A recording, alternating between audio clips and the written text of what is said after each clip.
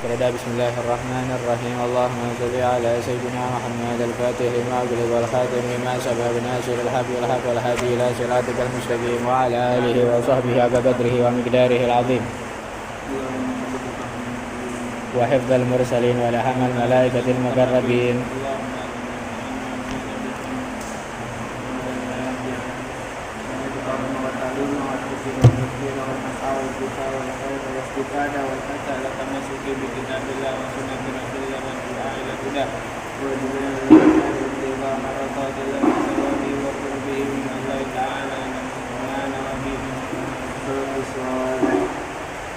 Bismillahirrahmanirrahim. Alhamdulillahirabbil alamin wassalatu wassalamu ala asyrafil anbiya'i wal mursalin sayyidina maulana Muhammadin wa ala alihi wa sahbihi ajma'in. Rabbi shrah li sadri wa yassir li amri wahlul 'uqdatam min lisani yafqahu qawli. Subhanallah, alhamdulillah, wa la ilaha illallah wallahu akbar, wa la haula wa la quwwata illa billahil aliyyil azim. Qala al-musannif rahimahullahu ta'ala wa nafa'ana bihi wa bi 'ulumihi wa bi 'ulumi tuqdarani amin ila anqal. Faslun arkanuhu salatah. Arkanus shaum salatah. Sekarang kita bahas ke rukun-rukun puasa. Rukun-rukun puasa ada 3. Kemarin kita udah bahas syarat sahnya puasa, siapa saja yang wajib berpuasa. Sekarang kita masuk ke rukun. Rukun ini ya juga harus kita hadirkan di dalam puasa. Apa sih bedanya syarat dengan rukun? Kalau syarat dia itu wajib di luar kewajiban tersebut, di luar puasa. Kalau rukun adalah sesuatu yang berada di dalam puasa, di dalam kegiatan tersebut. Itu namanya rukun. Arkanuhu salasatun, rukunnya puasa ada 3. Yang pertama niyatun lailan likulli yaumin fil fard. Yang pertama niat setiap malam. Ya, niat pada malam hari ya, setiap harinya.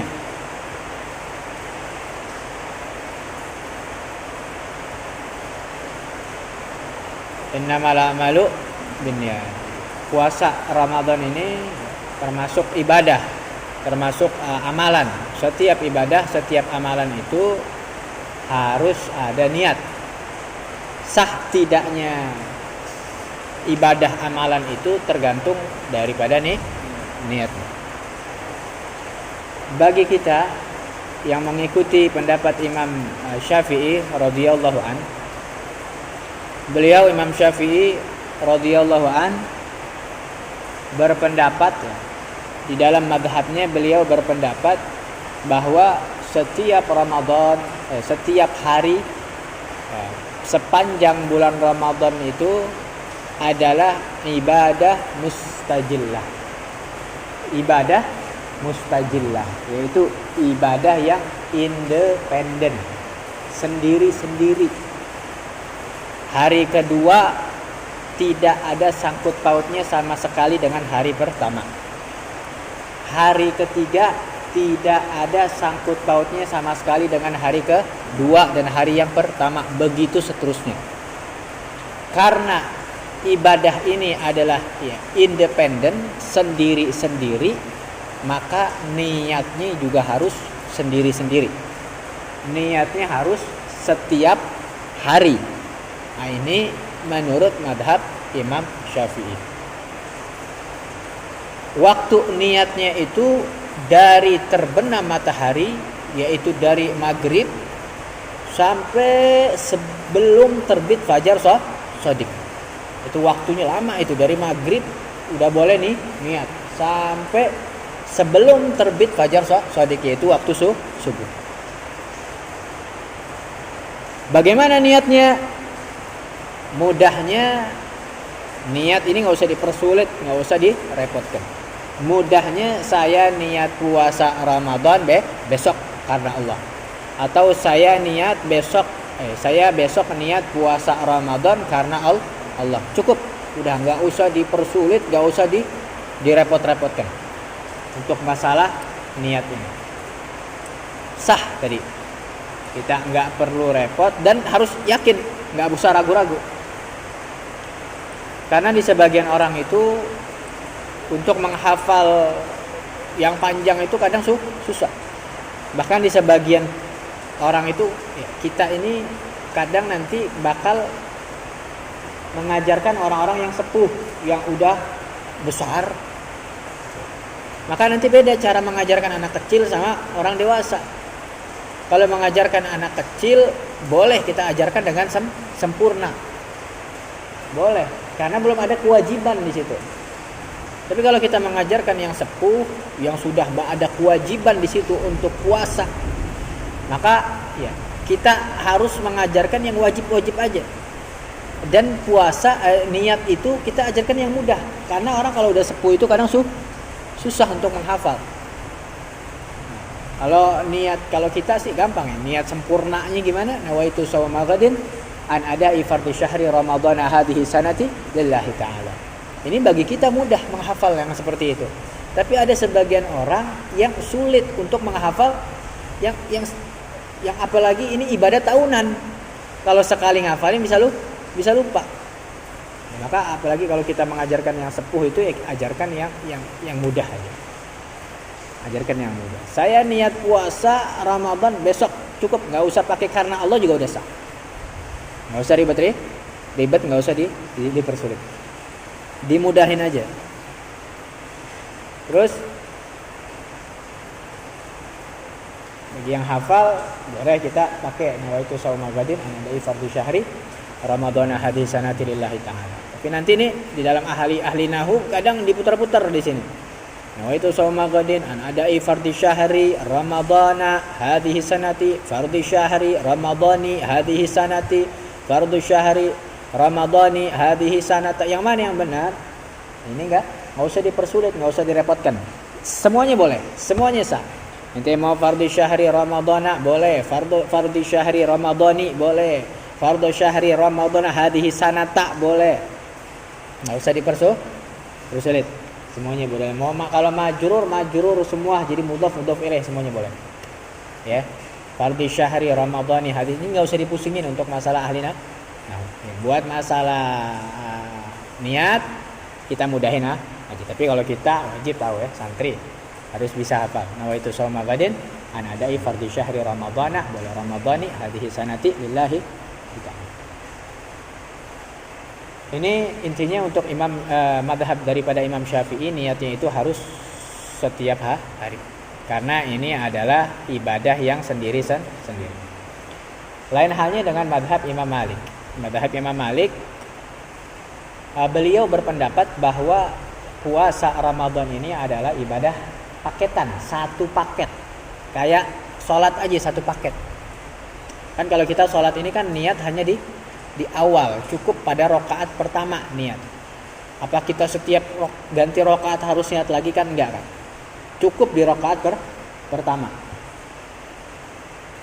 Maka Imam Malik berpendapat bahwasanya ya puasa Ramadan ini seperti sholat. Jadi cukup hanya niatnya itu di awal bulan malam awal bulan Ramadan. Selama 30 hari cukup. Maka ya ulama kita berpendapat memberikan anjuran kepada kita, dan anjuran ini bukan suatu hal yang wajib ya, hanya kesunahan bagi kita. Maka disunahkan bagi kita madhab Imam Syafi'i khusus di awal bulan Ramadan, di awal malam satu bulan Ramadan itu disunahkan untuk menggabungkan daripada dua niat yang tadi. Niatnya itu yang mengikuti menurut madhabnya Imam Syafi'i dan mengikuti madhabnya Imam Malik. Nah, bagaimana niatnya madhab Imam Malik? Ya, saya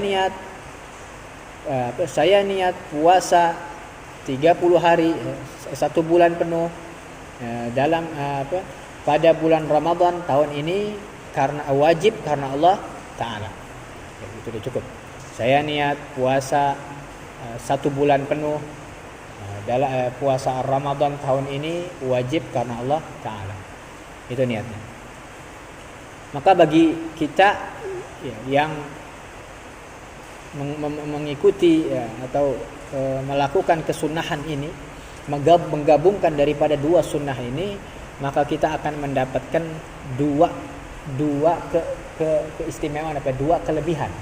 Kita akan mendapatkan dua kelebihan. Yang pertama adalah kalau seandainya di tengah-tengah puasa kita ini lupa niat, entah di hari kedua atau entah di hari ketiga, maka kalau kita berniat juga ketika di awal malam Ramadan itu mengikuti madhab Imam Malik juga, maka tetap puasa kita di saat itu sah. Ya, nah, kita mengikuti mengambil daripada niatnya Imam Malik. Jadi kita mendapat berniat juga mengikuti Imam Malik ini untuk mengantisipasi aja. Kalau nanti seandainya kita lupa di hari keberapa, hari ketiga, hari keempat, hari kelima kita lupa, maka kita udah ada antisipasinya. Kita sudah niat mengikuti madhabnya Imam Malik, maka tetap sah nanti di situ. Oh, itu gimana? Itu kan taklid dong namanya. Itu namanya mencampur adukan madhab. Kita kan madhab Syafi'i, kenapa harus niat mengikuti madhab Imam Malik? Maka di sini dikatakan di sini bukan taklid namanya. Kenapa? Karena kita tetap konsisten dengan madhab kita Imam Syafi'i. Kita kan tetap niat setiap hari. Niat gak kita? Kita juga niat dengan niatnya Imam Syafi'i. Setiap hari kita niat puasa. Cuman ya, ini cuman hanya untuk mengantisipasi aja kalau kita lupa. Kalau namanya taklid itu ya, dikatakan ya, itu ngambil enaknya aja. Kalau kita kan nggak ngambil enaknya aja. Kalau dikatakan kalau yang taklid itu kalau seandainya puasanya itu mengikuti madhab Imam Syafi'i, niatnya ngikuti madhab Imam Malik, itu ya nggak boleh. Itu taklid namanya, mencampur adukan madhab.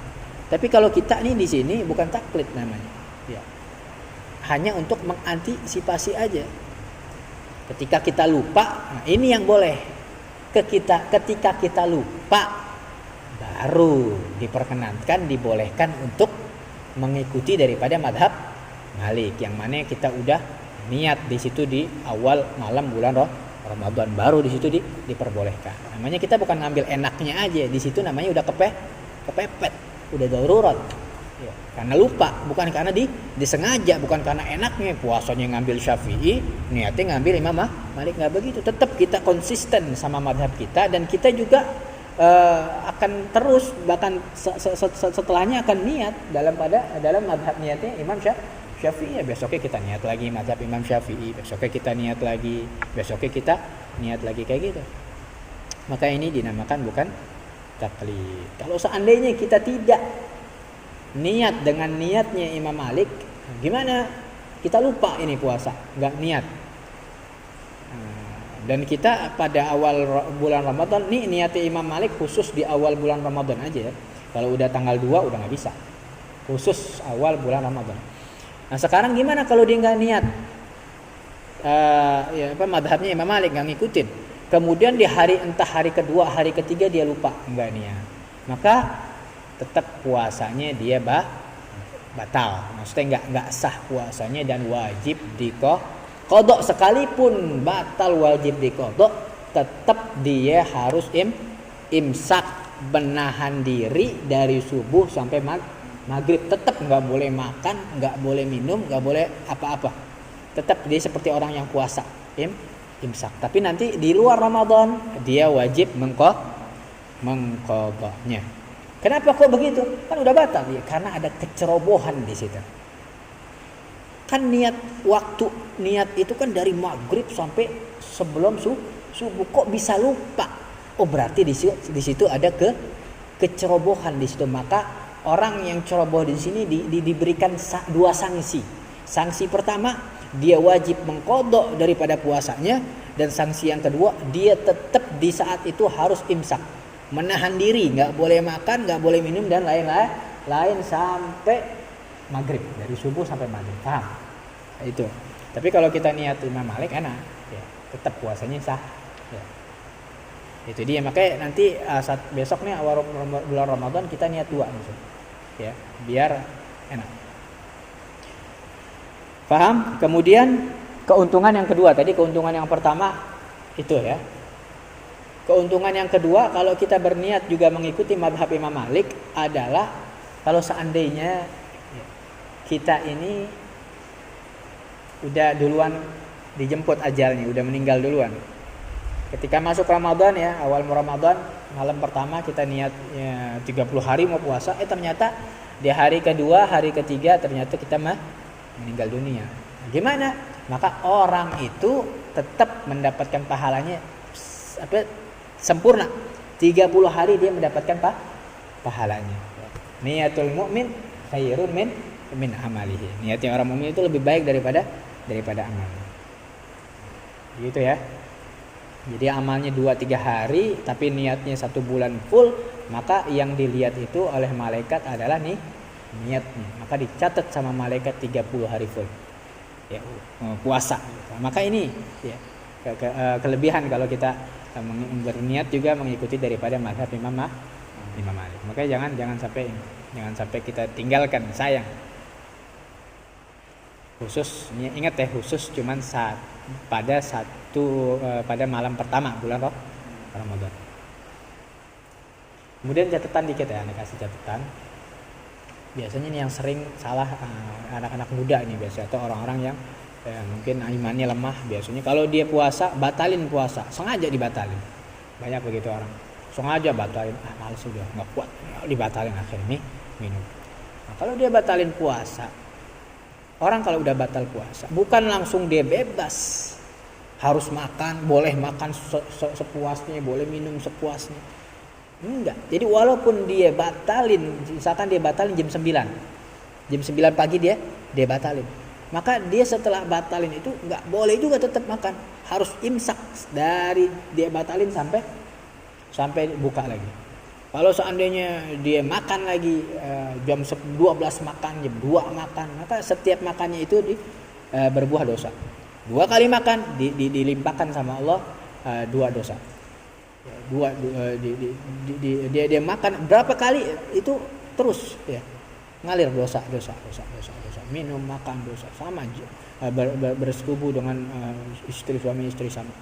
Ya ini harus, yang biasanya yang salah difaham. Kalau biasanya orang taunya kalau udah batal ya udah bebas, enggak, tetap dia di situ harus imsak. Makanya nanti di sini ada pembahasannya nanti, pertemuan paling besok kali. Siapa aja orang kalau dia batal puasanya harus imsak. Di situ nanti ada 6 orang di sini. Batal puasa tetap, tapi dia harus menahan diri sampai berbuka puasa. Di situ ada 6 orang, nanti besok insyaallah kita bahas. Kemudian ini adalah rukun yang pertama adalah niat. Rukun yang kedua,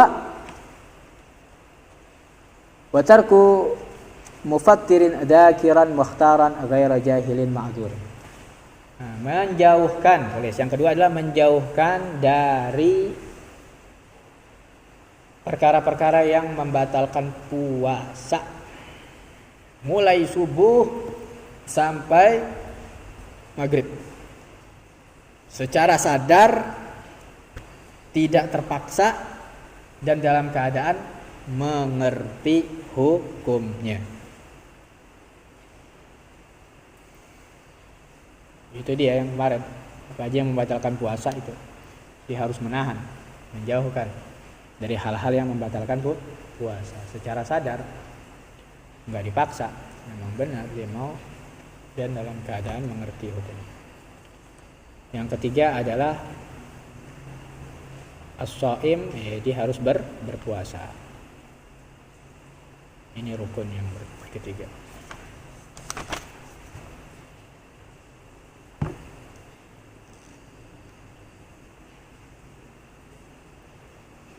Faslun.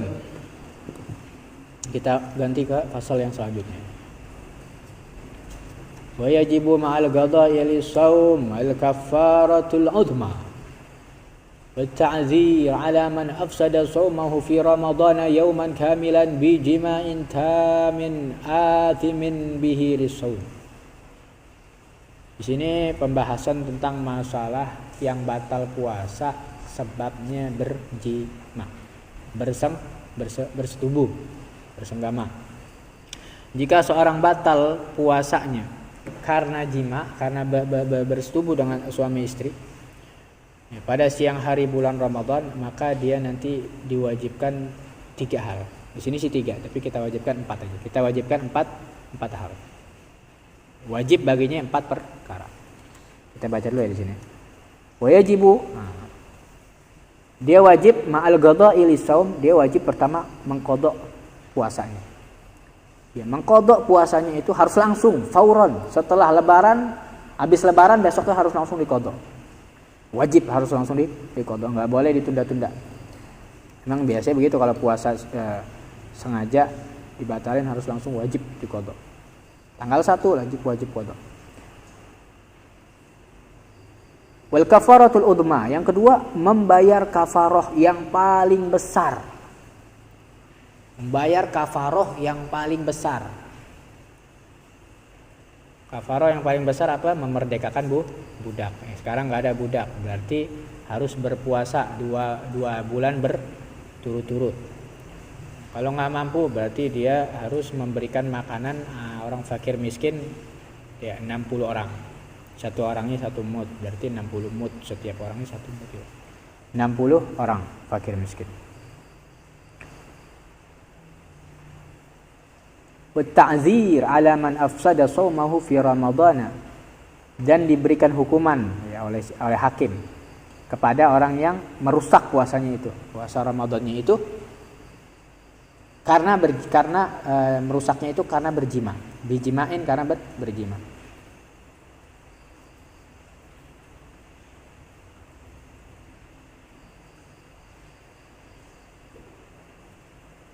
Yang keempat, dia harus bertaubat dari dosa. Bertaubat dari dosa karena perbuatannya itu merupakan maksiat yang mendatangkan dosa. Jadi berhubungan suami istri di siang hari bulan Ramadan adalah dosa besar. Hati-hati ya, dosa besar. Jadi bukan masalah urusan kafarahnya, tapi dosanya di hadapan Allah Subhanahu wa ta'ala, dosa yang besar.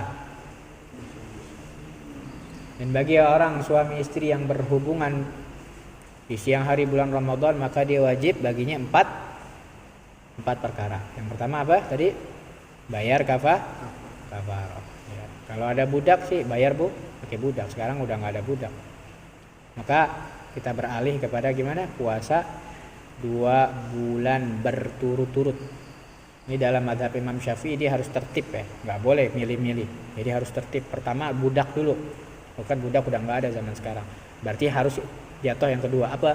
Berpuasa 2 bulan berturut-turut. Misalkan baru 10 hari nggak puasa, besoknya ulang lagi dari awal. Jadi harus berturut-turut. Ternyata udah sebulan gagal lagi, besoknya nggak puasa, ulang lagi dari awal. Jadi harus 2 bulan berturut-turut dia puasa. Kalau nggak mampu, maka dia membayar 60 orang miskin. 1 mud berarti 60 mud. Kalau bagi orang kaya mudah ya. Makanya ini bukan permasalahan dari kafarahnya, tapi ya, bagaimana dia berani melanggar aturan Allah Subhanahu wa taala. Dosa besar. Bagi orang kaya ya 60 mud diberikan buat orang 60 paket mudah aja, gampang. Ya. Tapi dia udah berani untuk melanggar daripada aturan Allah Subhanahu wa taala. Tapi ya nggak semuanya orang yang berjima di siang hari bulan Ramadan dia mendapatkan ini, hukuman ini. Dia berdosa besar, melanggar. Dia ini harus bayar kafarah, nggak semuanya. Maka ada syarat-syaratnya. Apa aja syarat-syaratnya? Tulis. Ya. Yang pertama syaratnya ya dia melanggar dan dosa besar karena berhubungan dengan suami istri di siang hari bulan Ramadan. Ya, dengan syarat yang pertama berhubungan di siang hari. Berhubungan di siang hari. Kalau berhubungan di malam hari nggak apa-apa. Ente puasa habis buka maghribnya nggak apa-apa ente berhubungan. Ente bukanya langsung dengan hubungan juga nggak apa-apa. Belum makan dulu langsung hubungan langsung boleh. Nggak kuat nih udah suara-suara udah nggak kuat.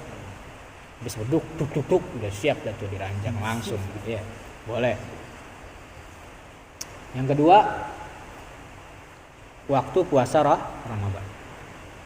Yang kedua waktu puasa Ramadan. Ya kalau puasa sunnah nggak apa-apa.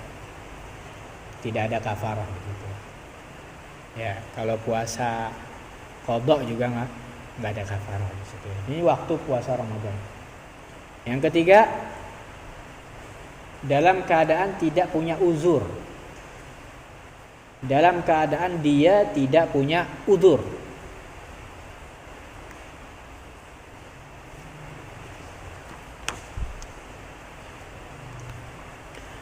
Kalau punya uzur nggak masalah. Ya. Yang punya uzur yang 9 itu yang kemarin Anda kasih tahu, yang boleh tidak berpuasa. Itu berarti dia punya uzur kan. Maka kalau punya uzur ya dia boleh. Misalkan contoh ada orang bepergian dari Surabaya mau ke Jakarta. Di Surabaya udah tengah jalan, udah jam tengah malam dia berangkat. Ternyata di Semarang udah nyampe subuh. Maka dia boleh nggak puasa karena udah memenuhi syarat bepergian.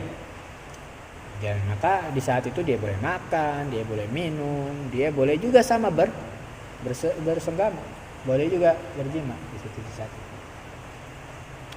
Tapi ada permasalahan, ternyata nyampe rumah jam 2 siang. Nah, berarti kan di situ masih ada waktu untuk puasa, masih belum buka. Gimana itu? Apakah nanti pas di rumah dia boleh berjima sama istrinya atau enggak? Maka di sini imsak ini hukumnya apa? Hukumnya sunnah aja, enggak wajib. Jadi sunnah imsak karena di situ dia ada udzur, yaitu dia musafir. Tapi kalaupun dia mau makan boleh, mau minum boleh, dan begitu juga mau bersetubuh, mau berjima sama istri juga boleh. Cuman kalau nggak makan sunnah aja, sunnah makan imsak sampai karena dia udah sampai rumah. Ya, kecuali kalau udah masih di perjalanan. Tapi kalau dia ini di perjalanan enggak makan, tidak membatalkan, misalkan di Semarang dia enggak batalin atau di perjalanan enggak batalin, sampai di rumah masih tetap dia niat puasa tadi. Ya, malamnya niat puasa sampai masih puasa belum batal, maka kalau udah sampai rumah enggak boleh dibatalin. Kalau udah sampai rumah kalau dibatalin haram. Karena ketika dia musafir enggak membatalkan, enggak dibatalin sama dia. Paham? Syarat yang ketiga tadi apa? Harus tidak punya kalau dia tidak punya udzur. Kalau punya udzur enggak masalah. Yang keempat, batalnya dengan bersenggama. Batalnya dengan bersenggama.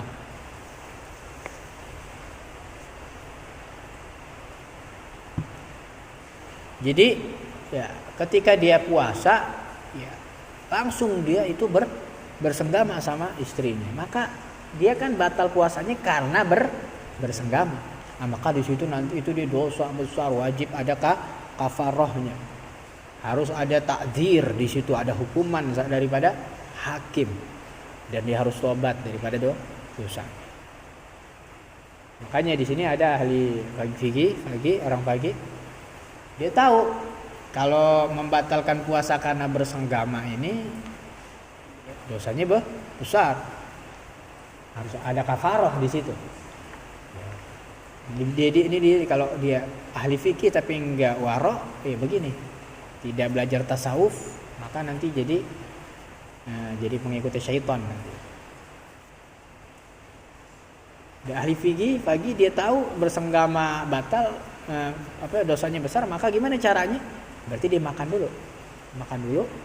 Habis sudah makan baru dia bersetubuh sama istrinya. Berarti kan batalnya puasa itu bukan bersetubuh dari makannya itu. Ya, ketika bersetubuh kan udah batal puasanya karena makan.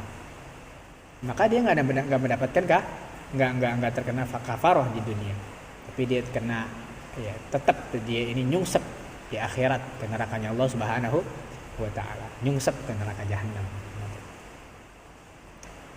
Nah, begini kalau dia punya ahli fikih tapi enggak disertakan dengan ilmu tasawuf, ya nanti dia seenaknya ngambil yang enaknya aja jadi akhirnya. Dia enggak punya takut sama Allah Subhanahu wa taala. Ini syarat yang keempat, batalnya dengan bersenggama. Jadi kalau ente misalkan makan dulu kemudian baru bersanggama ya nggak ada kafarah. Ya, tapi tetap nggak boleh dosa. Yang kelima, nggak ada yang memaksa.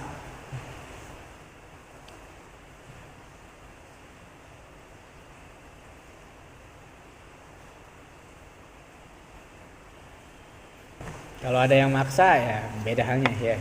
Kalau ada yang maksa beda. Syarat terpenuhi, aneh udah jelasin itu. Memaksa itu syaratnya nanti ada 5. Yang pertama itu mengancam dengan ancaman yang membahayakan 5 hal. Membahayakan akal, membahayakan nasab, membahayakan harta, membahayakan kehormatan, membahayakan segala sesuatu. Ya, diri kita ini apa saja. Itu syarat yang pertama, membahayakan 5 hal tersebut. Yang kedua, yang mengancam ini mampu mewujudkan ancamannya. Ya, dugaan yang mengancam ini mampu untuk mewujudkan ancamannya. Nanti malam ini siang ini nanti harus senggama sama istri nanti ya. Kamu tahu anak. Anu udah capek-capek, anu udah pokoknya nanti harus senggama. Enggak boleh enggak? Nah, yang mengancam ini diduga mampu untuk mewujudkan ancamannya. Kalau enggak, tembak ya. Nggak tembak. Ya kalau yang ngancamnya anak umur 7 tahun kan nggak mungkin. Ya, nggak mampu untuk diduga dia mampu untuk mewujudkan ancamannya. Kalau teman kita ya mungkin cuman main-main atau apa. Dan syarat yang ketiga, yang diancam tidak mampu untuk melawan yang mengancam. Diduga juga ini, diduga yang diancam. Kalau umur 7 tahun ya mungkin kita orang badan besar misalkan diancam sama umur 7 tahun ente ya bersenggama ente sama istri ente hari malam siang ini. Kalau enggak ada tembak. Ya, kita mah bisa lawan, ini anak kecil. Ya kan? Nah, ini tapi diduga nih kita nggak bisa, berarti memang yang duga yang ngancam ini orang besar kita. Mungkin dia ini punya kedudukan, kita ini orang biasa, atau kita emang lagi diporak-porandakan nih, kita lagi dijajah. Atau lagi sama orang-orang kafir yang memang mau menghilangkan daripada ajaran kita dipaksa untuk ini itu. Dan yang keempat syaratnya ancamannya itu memang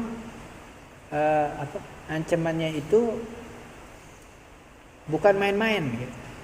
Diduga dia ini ada kesungguhan di dalam mengancam.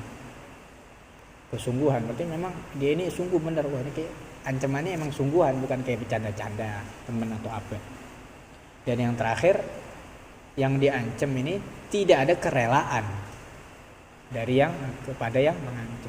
Jadi hati kita nggak rela, walaupun kita ini diancam, kemudian kita mau nggak mau harus bersetubuh sama istri kita, kalau enggak kita dibunuh, atau kalau enggak kemaluan kita dipotong, atau kalau enggak apa dan sebagainya yang merusak daripada 5 hal tadi itu, maka mau nggak mau kita bersetubuh sama istri. Maka di situ harus tidak ada kerelaan di hati kita.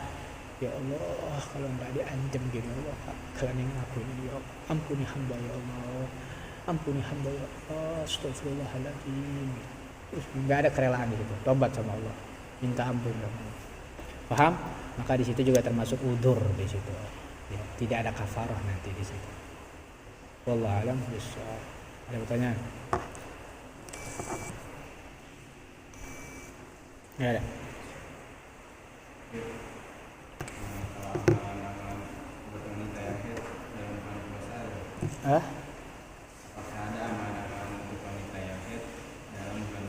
Amalan.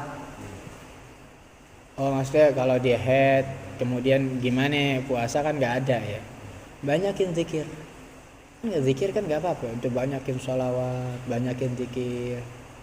Ya istighfar, zikir, sholawat. Dan sholawat yang paling wajib. Baca Quran kan nggak bisa. Puasa juga nggak boleh, zikir boleh. Perbanyak zikir itu. Dan jangan takut, itu orang yang head itu juga tetap utuh dia mendapatkan daripada puasanya itu. Kalau memang dia ini niat betul-betul mau puasa 30 full, makanya niat itu di awal tuh. Saya niat mau puasa full, ternyata head tetap dapat daripada apa? pahala puasanya dia, karena udah niat di awal. Kayak aneh bilang semua itu tergantung daripada niat. Kalau niatnya banyak di awal itu nanti dia akan mendapatkan semuanya walaupun nggak terwujud daripada semuanya. Yaitu amalannya zikir yang banyak. Zikir yang banyak. Ya. Udah, Allah alam. Subhanakallahumma wa bihamdika asyhadu an la ilaha illa anta astaghfiruka wa atubu ilaik. Subhanakallahumma wa bihamdika asyhadu an la ilaha illa anta astaghfiruka wa atubu ilaik. Subhanakallahumma wa bihamdika asyhadu. Besok yang 6 orang ini nih yang harus imsak walaupun dia batal puasanya. Wallahu a'lam.